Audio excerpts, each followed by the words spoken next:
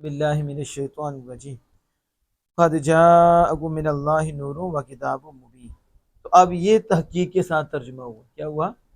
جو کب ترجمہ بولے گا، اللہ کی جانب سے تحقیق، اللہ کی طرف سے تمہارے پاس نور آیا۔ کیا آیا؟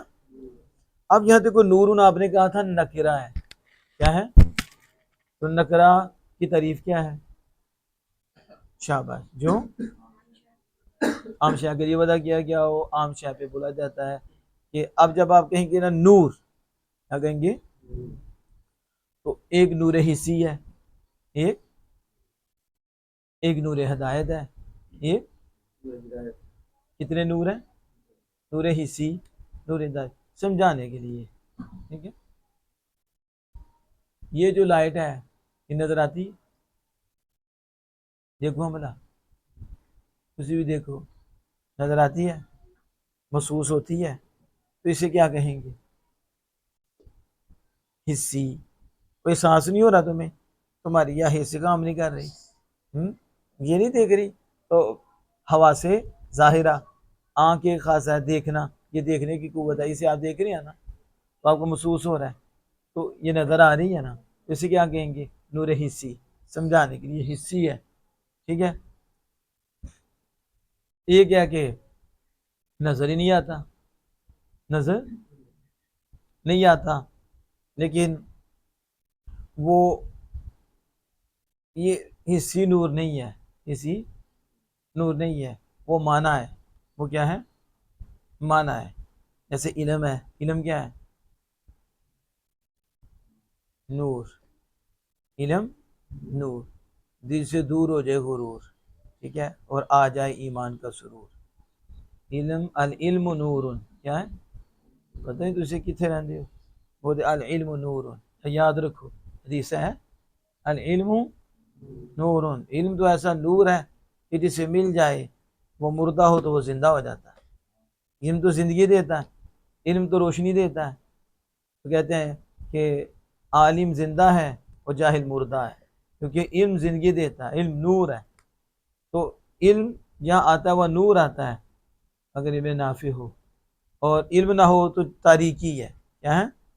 تاریکی ہے، تو علم نور ہے، تو آپ نے پڑھا نہیں علم نور ہے، اور جہالت تاریکی ہے، جہالت، عالم اور جاہل برابر نہیں ہو سکتے، اور نور اور طریقی برابر ہو سکتے، نور اور طریقی، جیسے عالم جو ہے وہ زندہ ہے اور جاہل جو ہے وہ مردہ ہے، کیونکہ وہ اس کے پاس جہالت ہے، طریقی ہے، اور ادھر نور ہے، ادھر نور ہے، تب نور نظر آ رہا ہے۔ اسے کیا کہیں گے؟ معنی، کیا ہے؟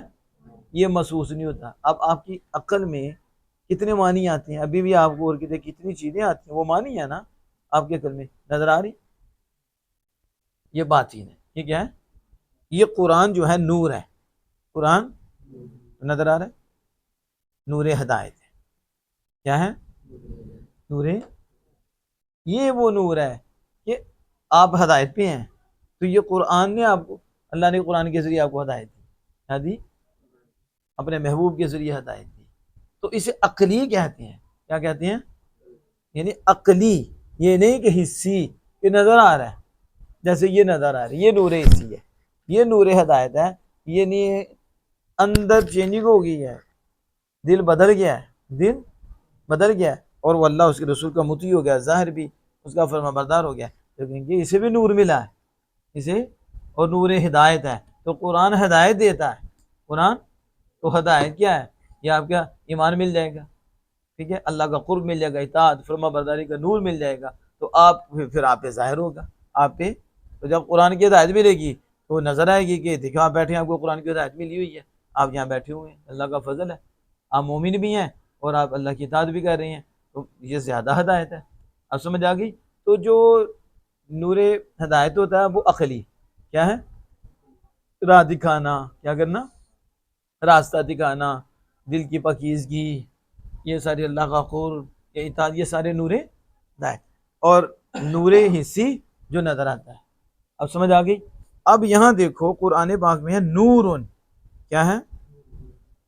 ادھر النور آیا، النور آیا، الف لام آیا، اگر الف لام آتا تو پھر خاص ہو جاتا، اب پھر دیکھنا ان نور خاص نور ہے، حصی ہے یا نور ہدایت ہے؟ حصی ہے، یعنی اسلام ہے، نور سے مراد نور ہدایت کیا، اسلام کیا ہے، ہدایت.